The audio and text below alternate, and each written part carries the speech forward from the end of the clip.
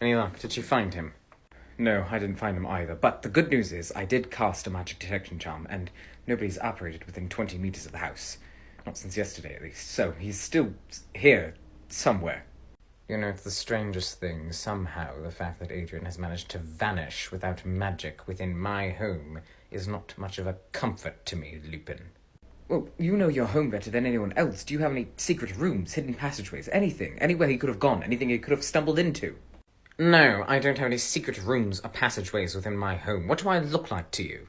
I don't know, I suppose we double-check everything? Triple-check, perhaps?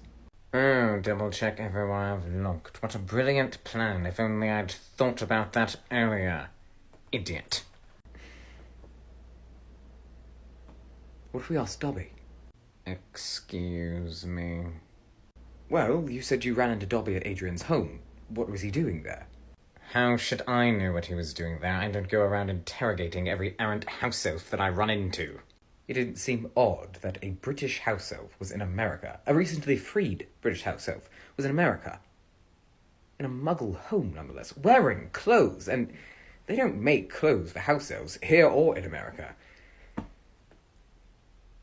And Adrian's proficient in charms, and shrinking charms are his specialty, so is it out of the realm of possibilities that perhaps Adrian has been clothing, housing, and feeding Dobby? If anyone would know where he'd go when he's upset, it'd be someone who lived with him. I don't know if I'd call an entire year recently freed, but I suppose I can see your point. However, it is unlikely he'll respond if I call for him, due to the aforementioned freedom, but I will try. Dobby? Yes, what does Mr. Snape need? Adrian has gone missing. If you know where he is, you need to tell us now. Dobby doesn't have to tell you anything. Dobby's a free elf. Severus. Sorry, Dobby.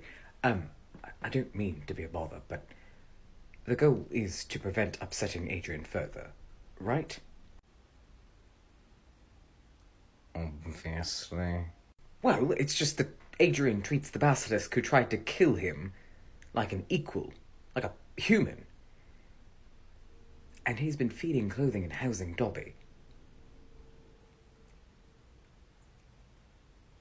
Do you see where I'm going with this? You're not suggesting what I think you're suggesting, are you?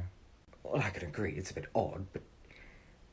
well, you saw how treating Miss Granger poorly went down last year. I can't imagine it'd be much different for Dobby here. Mr. Dobby, Adrian has gone missing. We don't know where he's gone, but we know he hasn't left this house. If you know where he's gone, we would greatly appreciate any insight you can provide.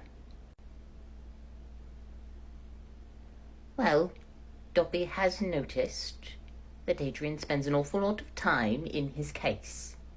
What on earth do you mean he spends time in his case? Do you mean with? No, Dobby does not mean with. Dobby means in. Dobby knows words. Remus, this isn't working. You talk to him. If I were you, I'd do something about that prejudice. Adrian's going to be quite upset with you if he finds out about it.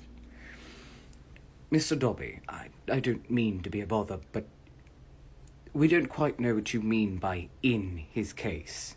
The case you're referencing is far too small for a boy his size to fit inside of.